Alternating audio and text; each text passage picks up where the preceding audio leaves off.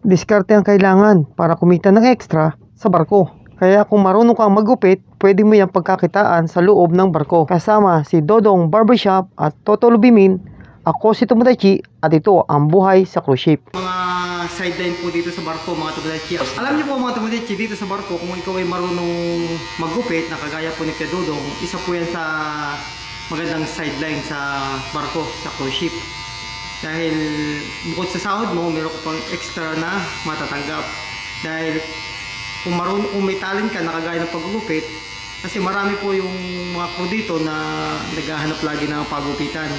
Kaya kung meron kang extra talent, nakatulad ni kay Dodong na marunong maggupit, yan, maganda po yan mga Tomodachi. Isa po yan sa mga sideline dito sa barko.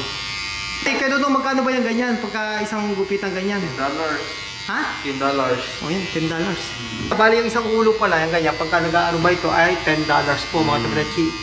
Kaya, saan ka makakapulot ng $10 po mga Tomodachi? Kung sa...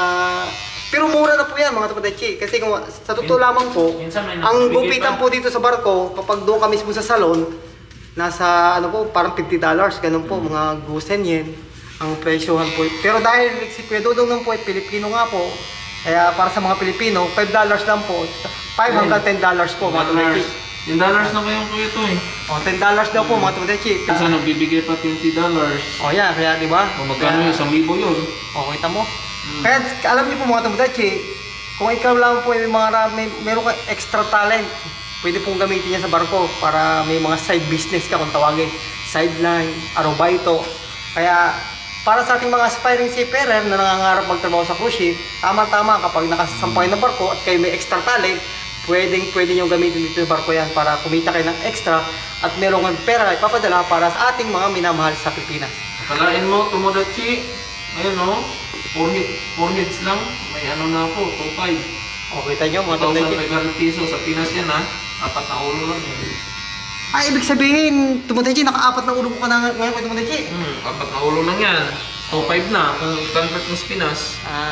Okay. Meron ba? Shoutout dyan sa girlfriend ko.